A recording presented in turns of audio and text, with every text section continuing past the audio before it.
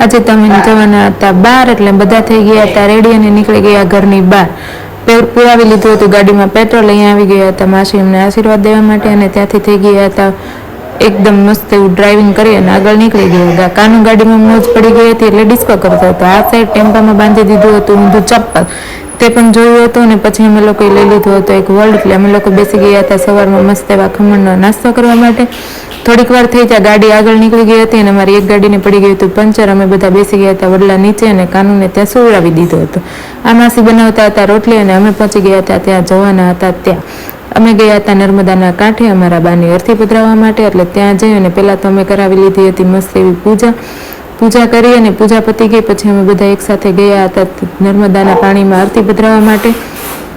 અર્થી પધરાવી દીધી અને પછી થોડીક વાર બધા ત્યાં નાયા પણ હતા અને બેઠા પણ હતા. મસ્ત એવું ઠંડુ પાણી પણ હતું. પાર્ટ 2 આવવાનો છે, જોવાનું ભૂલતા નહીં. આવજો. જય શ્રી કૃષ્ણ.